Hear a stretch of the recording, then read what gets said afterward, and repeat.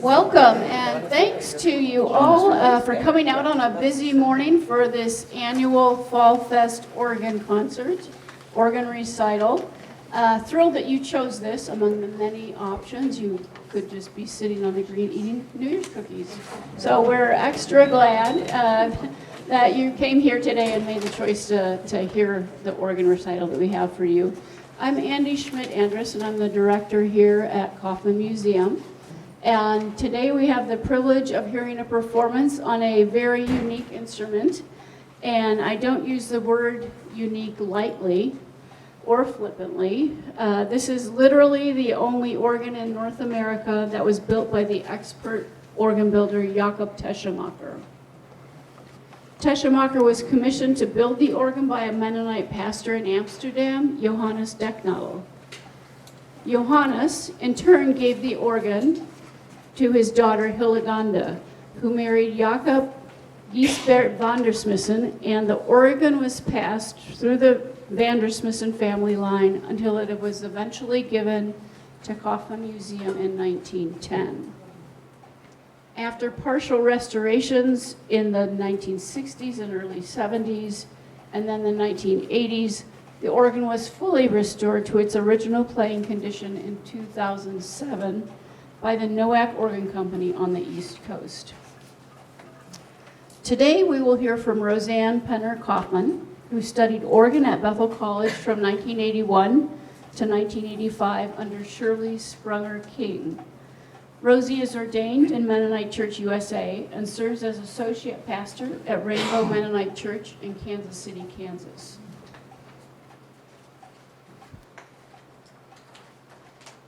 Also playing will be Donna Hetrick, who also studied organ at Bethel College just after Rosie from 1986 to 1990, also with Shirley Sprunger King. Donna serves as Director of Music, Worship and Arts at Rolling Hills Presbyterian Church in Overland Park, Kansas. Together, Rosie and Donna share the responsibilities of teaching organ at Bethel College, and both are part of the team that coordinates the Bethel College Organ Recital Series. You can read more about both Rosie and Donna's accomplishments in the bulletin that we have available. If you don't have one, they're just in the back here. And for now, I think we want to go ahead and get our program going. So please help me welcome Rosie Penner Kaufman and Donna Hetrick as they present The Organ Still Sings, Echoes from a Family Hymnal.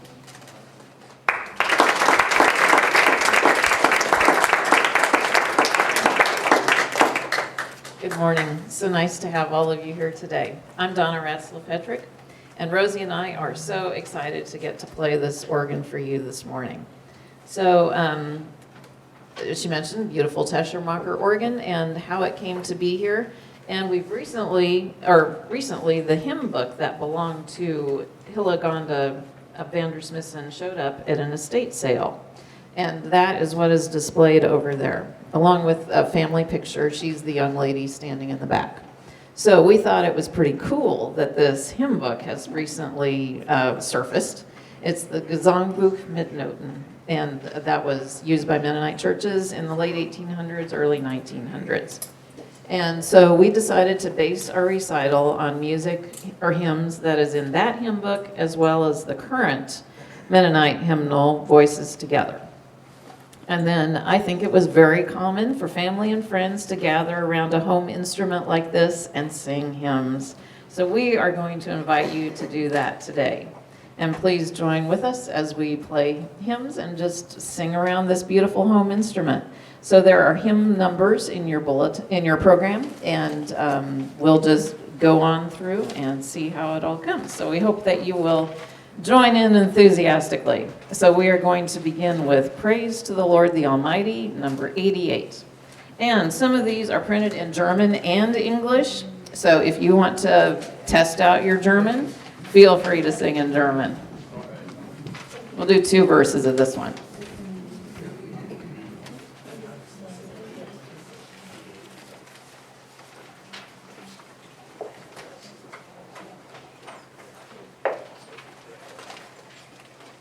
I'll play in the introduction, and then you'll sing.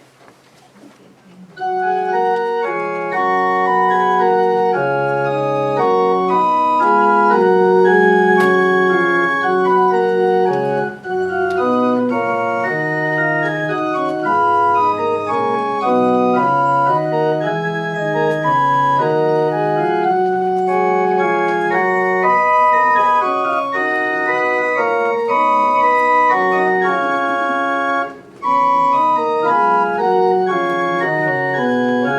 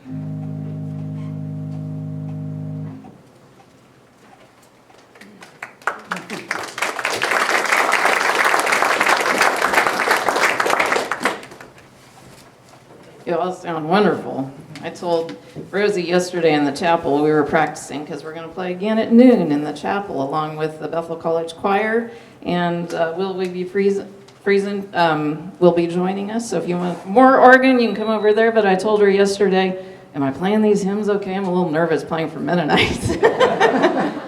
I grew up Mennonite, but I've always worked in a Presbyterian church. But you all sound wonderful, and I'm loving the German. That's a very special language to me to hear sung. Okay, I'm going to rest a bit because if you can see what I'm doing, I'm having to pump. So I'm going to tell you how the organ works just a little bit. I think it's so unique and wonderful to have an instrument this old in Kansas, right in the middle of Kansas, and I love it. It's such a sweet instrument. So the first thing we notice about it is that we have to pump air. There is no electricity, there is no on and off button, one of the few things in the world here. So there is a stick coming out of the bottom there that we pump, and it's like a fireplace bellows, just pumping the air. So the air then goes through these pipes, which are made of a variety of metals, but they're very soft. So I'm afraid to touch them. You don't want to mess them up. So it's really like a whistle. We're blowing air through pipes with holes in various places, and it's like a whistle. And then to make the different sounds, we have what are called stops. So we pull them out, and that makes it different depending on what stops are pulled out. That decides which pipes have the air going through them, and that makes the different sounds. One in particular unique thing about the stops on here is that a couple of them are only for half of the keyboard. So that way, around middle C, right in the middle, the one stop will stop. So if you want the bottom half to play, you have to have something over there pulled on also. But then that gives us the opportunity to have a different sound in our right hand than in our left hand, which can provide a bit of a solo sound or just a different sound. So that's pretty cool there.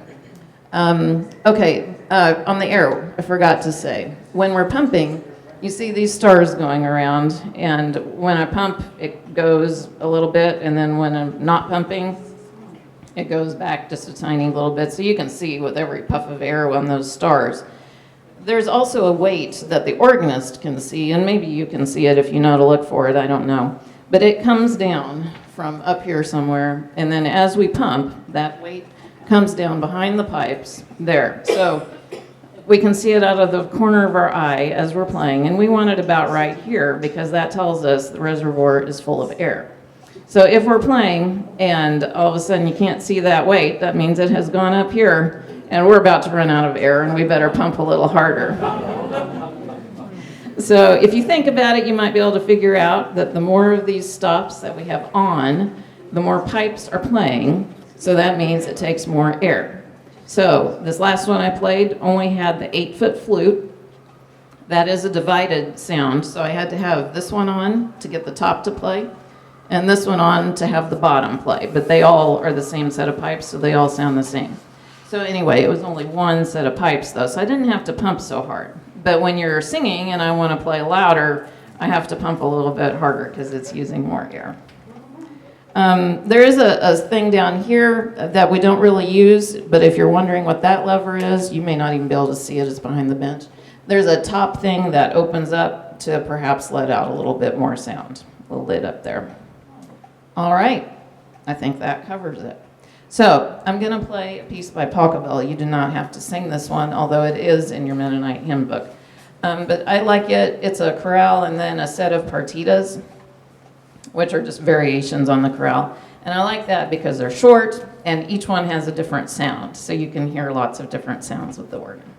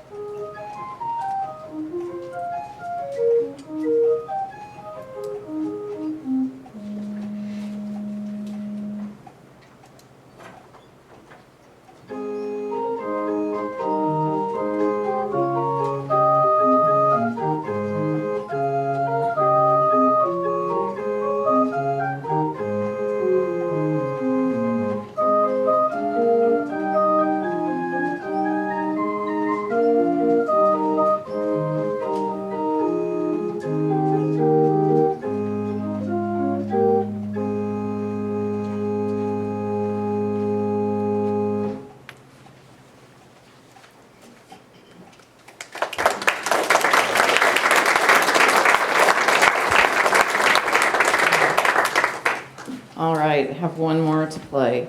I chose today to play standard German chorales that are in the Gesangbuch that the great composers were setting for organ. Bach, Walter, Pachelbel, they were all setting these German chorales. But that's not really what makes up this Gesangbuch mit Noten. There are many hymns in their tunes that these great composers were not writing on. And I think it would be interesting to do a study sometime to find out where some of these hymns came from, because these guys wrote a lot of music, and they are not, those tunes are the tunes that are in the Gesangbuch are not in their list. So, but I'm going to stick with the German chorales and finish with one of the great ones. In fact, it's known as the king of chorales. I have two settings, one by Johann Walter, who was J.S. Bach's cousin, and the other is by Robert Lau, a composer who's still alive today. I think it's fascinating that just like this organ that is still making music today after centuries, these tunes that were written centuries ago are still the tunes that are part of our worship and part of our lives today, and it's all just still living, and we can still enjoy this music. So I'm going to play Walter's setting of this, and then we're going to sing one verse, and then I will finish with Robert Lau's.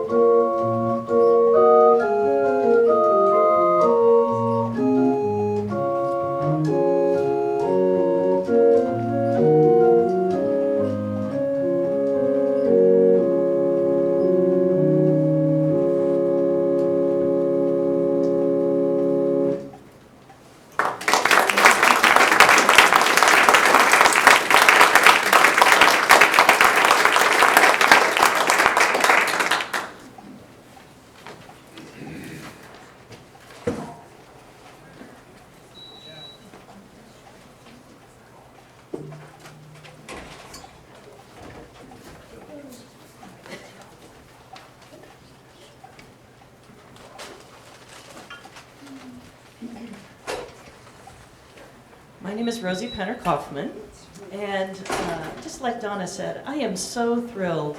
This is the third year in a row that I've had a chance to come play this instrument for Fall Fest, and it feels just so warm for me to be able to sit and play this instrument and feel like there's a connection to 1750.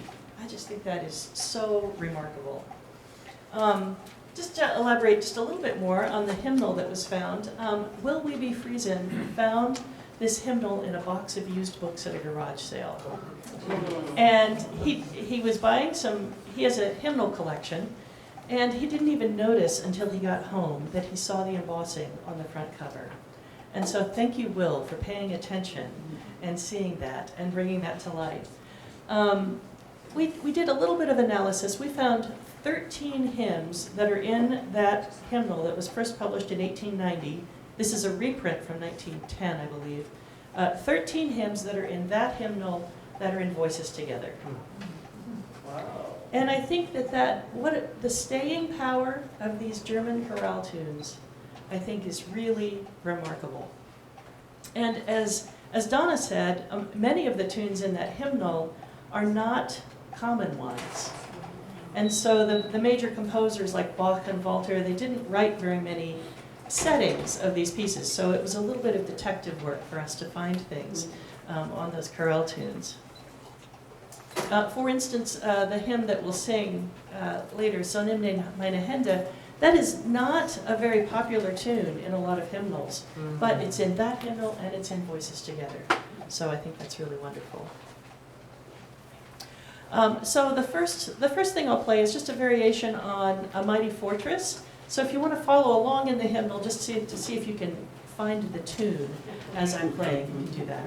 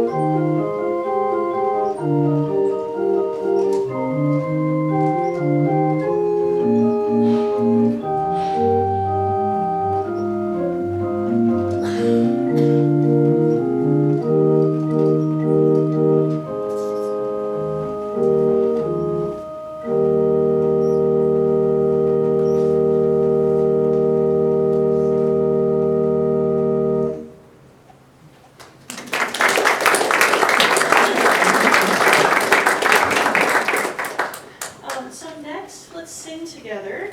I believe it's number 631. And again, I'm going to challenge you to sing the first stanza in German and the second stanza in English. And I'll play a little introduction.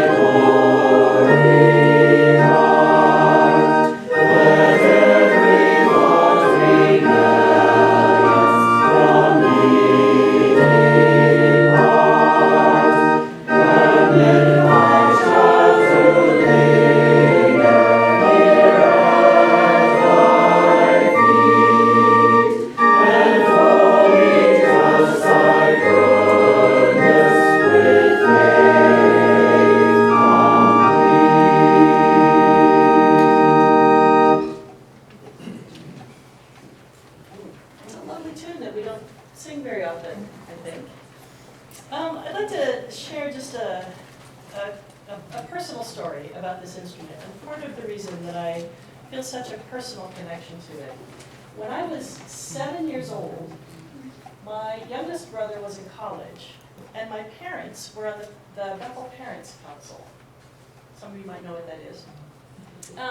And they had meetings on the campus that they came to. But at 7 years old, I was too old for a babysitter, but not really young enough to leave at home alone on the farm. So they would bring me along and just say, well, just go run around campus. and my uncle was John F. Schmidt, who was the curator of the Kaufman Museum when it was located where the Student Center is now. And so I would go hang out with Uncle John. And I remember this instrument from that building. It was in a wooden case, a wooden cabinet with a glass front.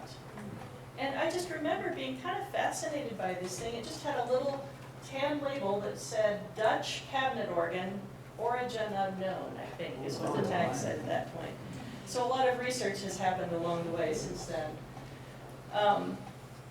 When I was in high school, the organ, I think, was in the Fine Arts Center for a little while, and then it was moved to the chapel. And it was still in its wooden case, but I remember that recitals were done with the instrument, even though at that point it didn't have the bellows, it just had a constant wind supply provided by a blower.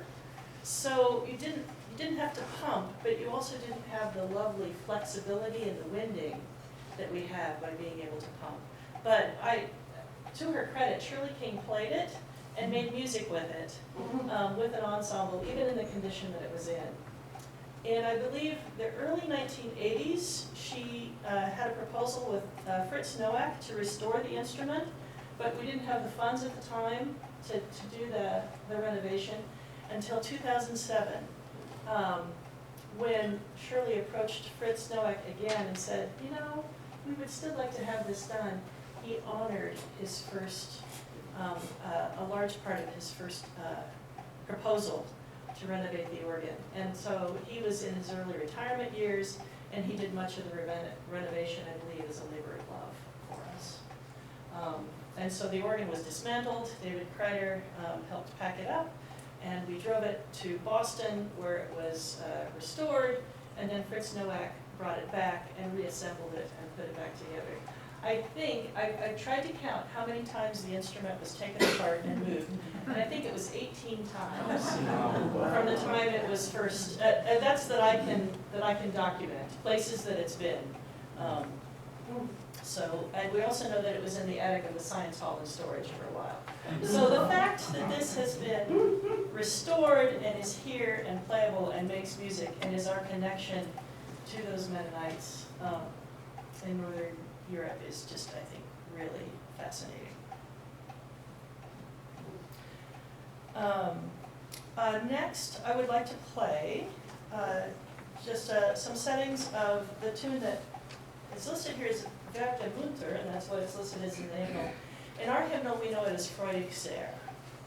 So I'll play some variations on that, and then we will sing together one of the all-time great German tunes, Hills.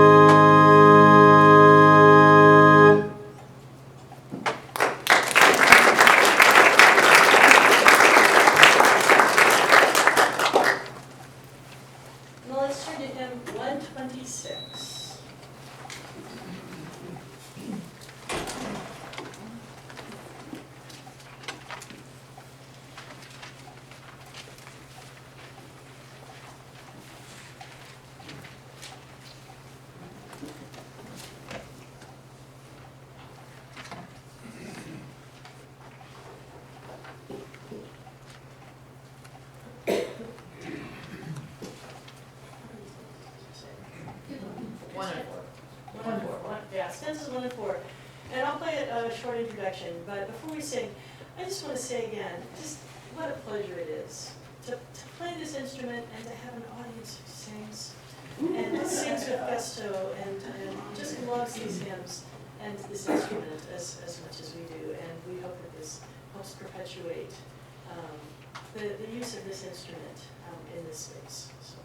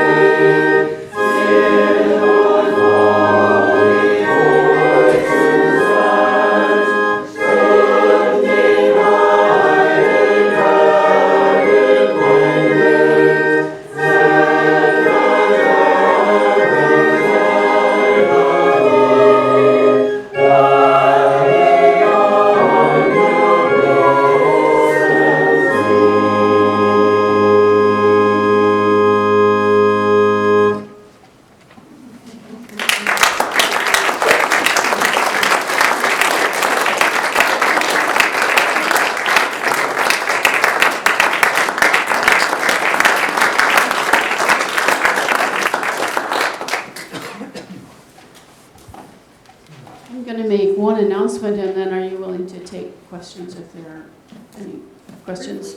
Yeah, briefly. We've got a little bit of time. So the one announcement I want to make before we might take any questions is the restoration of the organ in 2007 was funded by donations collected in the for the museum's organ fund. And that is an ongoing account, ongoing conservation for ongoing conservation of this historic instrument. And contributions to the organ fund ensure that the organ can continue to be used in recitals like this. So it's sitting there nicely, but that does take care and money and all kinds of things that we need here, constant humidity, all sorts of things. And so I am going to pass a basket around and start back here. Pass that around. You're welcome to donate. And I wanted to get that started before we take a question or two, so there's time for it to go around. You may also go to a QR code that we have at the front desk, or you may donate online, and that's in your program. Just one or two questions if we have them. And I'll make a few announcements after that. Yes, Cynthia. If I could just add a tiny bit to the story. I'm Cynthia Neufeld-Smith. I was privileged to be part of the Voices Together team to produce this hymnal. And as the only organist on the committee, I felt a responsibility to and desire to try to include as many of these wonderful German chorales as possible, knowing how they connect us to the broader Christian world, and knowing as an organist how wonderful it is to play these wonderful settings. and how I feel like playing them has more meaning when people know the connection to the hymn tune or the association with the tune. So I gathered together a very few other organists.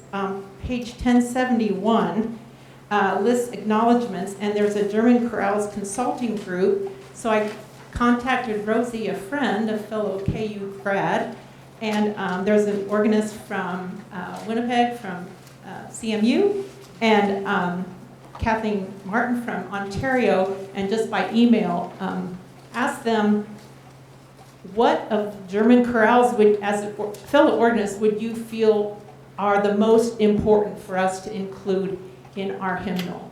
And that's part of how these choices were made. Not a connection directly, or we weren't paying attention to the Gesamtbuch particularly, but just to the broader wealth of German chorales. So that's a little bit of how that happened. And I had to sort of crusade then to include these amongst, the other, there's only so much space, in a hymnal. So that's a little bit of how that happened.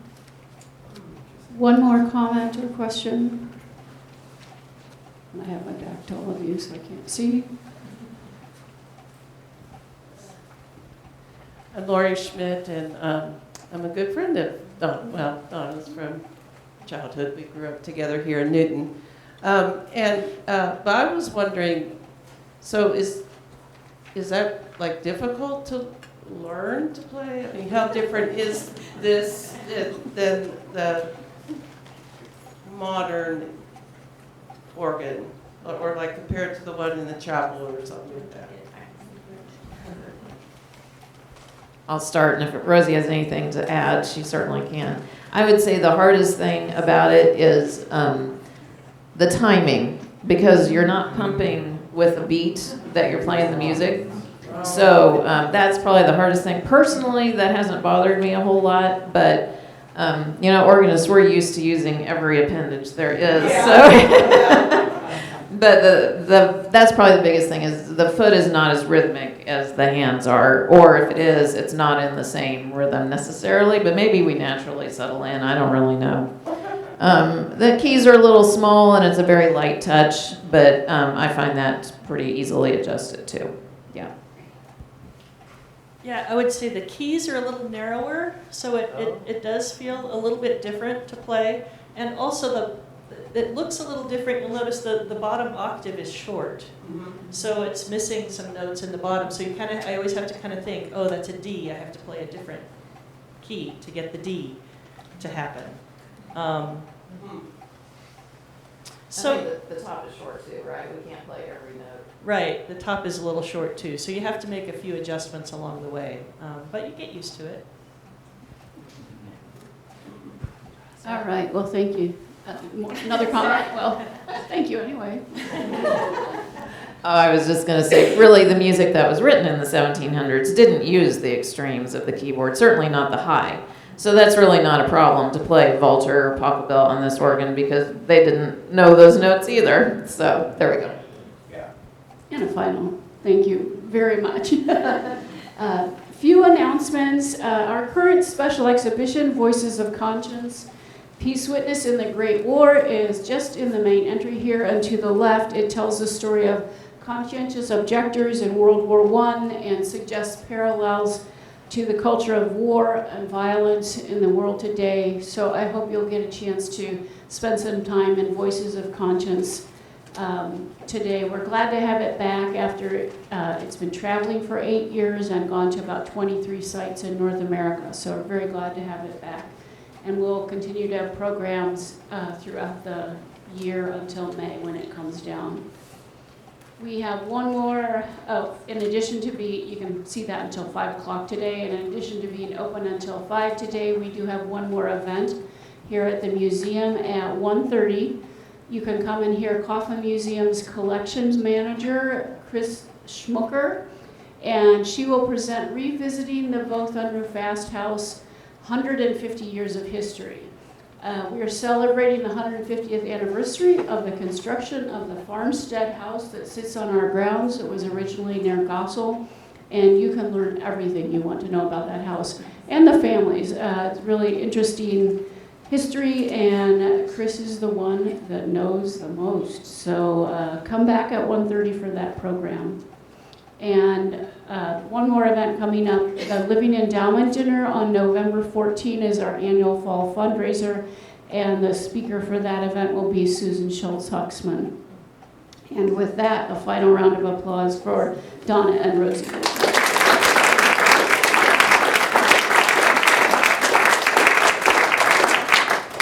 Thank you so much, and have fun at Fall Fest, and come back at 1:30.